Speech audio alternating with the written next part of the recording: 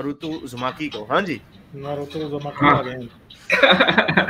हाँ भाई, मैं नारुतो का पूरा देखा हुआ है, 500 की 500 किस्तें। मैंने भी पता नहीं नारुतो कौन। अच्छा, क्या कहना चाहते? अरे भाई यारिस, आप मिस कर रहे हो। ठीक है, नारुतो नहीं देखा तो मैं कुछ और बात करने आया था, लेकिन अगर आपने नारुतो नहीं देखा है, देखो उसको। चले मेरा ख्याल है अब हारिस थोड़ा सा उस पॉइंट से आगे आ गए हैं, अब नहीं देखेगा हारिस। I don't feel. हो सकता है, हाँ ये भी हो सकता है, बड़े हो गए हैं। तो हारिस भाई, मैं आपको बस थैंक यू बोलने आया था। मतलब मैंने वो पिकाचू वाली वो डिबेट देखी है पूरी। भाई thank you for taking one for the team. ठीक है, मैं तो यही बोलूंगा। ये मतलब मैं आधे घंटे देखा, मैं तो पागल हो गया, क्या बोल रहा है, कुछ भी बोले जा रहा है।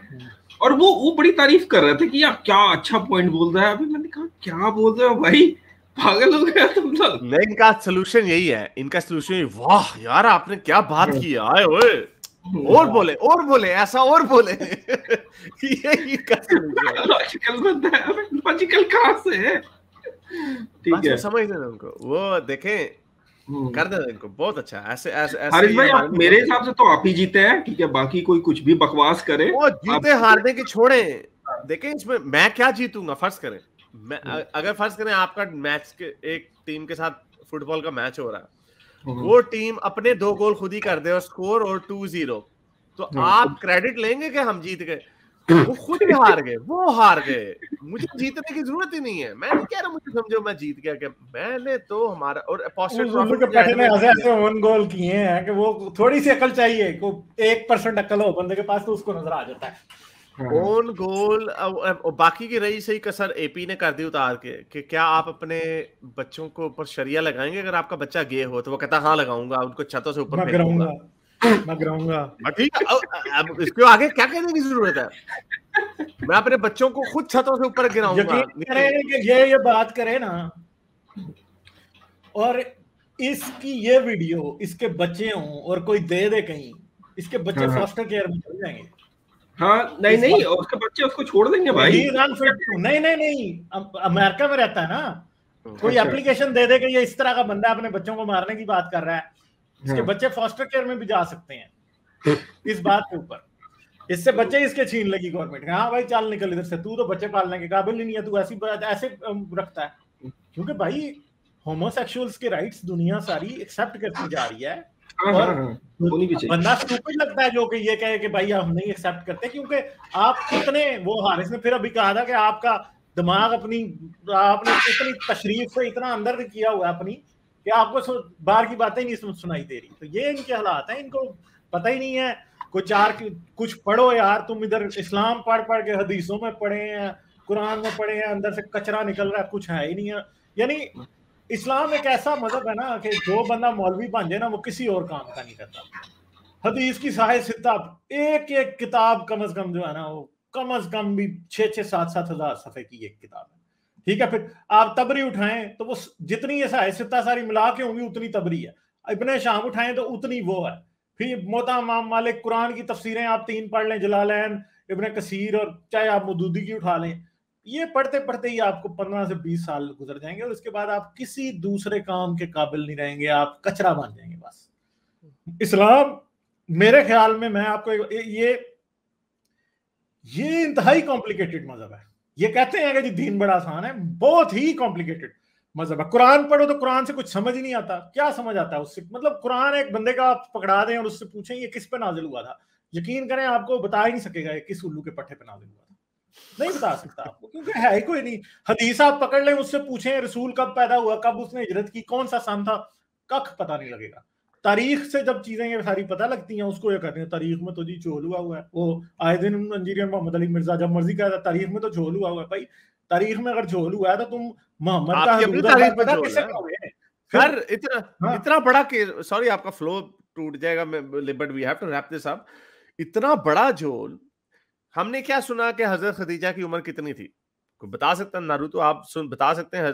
गालिब आपको तो पता ही होगा, हजरत खदीजा की कितनी उम्र है शादी के वक्त? रसूल मैंने 40 सुनी थी। हाँ, 40 साल, और रसूल अल्लाह की उम्र 25 साल।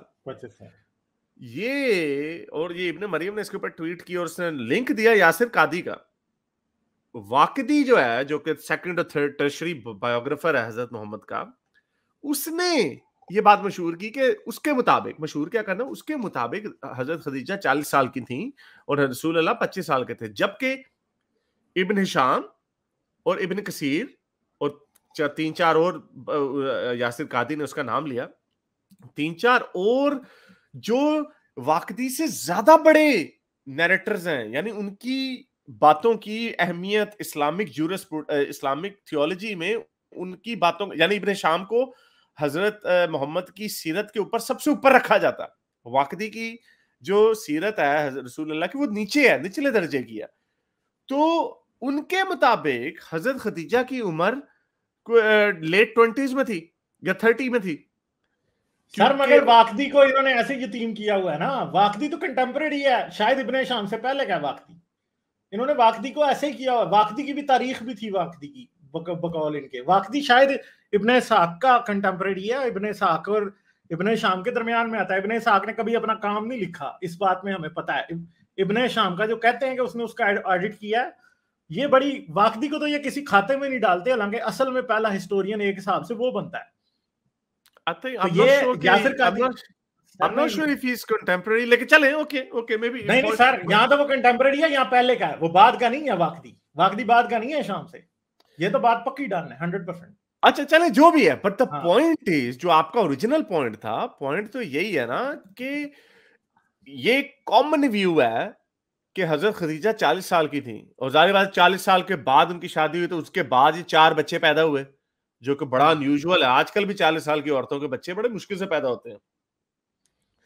तो हमारा बिलीफ ये है कि हजरत खदीजा 40 साल की थी, रसूल अल्लाह 25 साल के थे, जबकि बाकी के लोग कह रहे हैं कि उनकी उम्र 30 थी और वो 50 की एज की उम्र में, 55 में उनकी वफात हुई।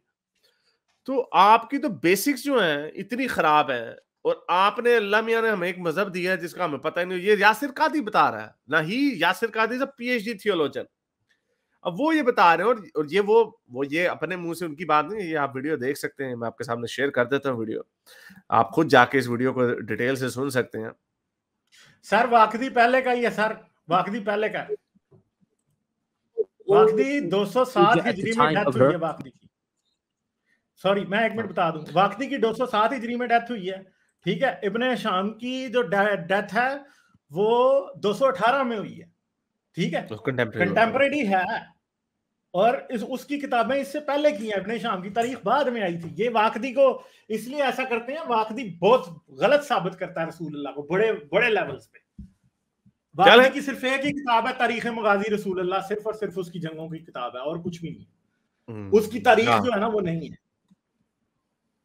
चले, बहुत शुक्रिया, thank you very much Naruto. आपको भी I have to take this wrap it up. बहुत मैंने वो रेफरेंस दिखा दी, आप जाके इब्न मरियम को फॉलो करें, उनको देख यासिर कादी की वीडियो, 3 मिनट की वीडियो, वो केस एक भेज देगा, केस बना रहे हैं कि हजरत, मैं इसका लिंक भी डाल दूंगा डिस्क्रिप्शन में, कि वो केस बना रहे हैं कि हजरत खदीजा की उम्र 40 साल नहीं थी, लेकिन हम सारे मानते हैं कि उनकी उम्र 40 साल थी from a secondary source, Waqidi को, जिसको ये नहीं मानते उसके हिसाब से। तो कई जगहों पे हम वाकदी को मानते। अब हफ्स जो है, ये कुरान जो है, मेरे चैनल पे भी बात की थी आके ये वाली, कि कुरान, सर कुरान हम हफ्स का मानते हैं, लेकिन हदीसों में हफ्स भी बहुत बात क्या है, बहुत झूठा भी है, झूठा भी है, लेकिन कुरान हम उसका मानते हैं। ये क्या बात है?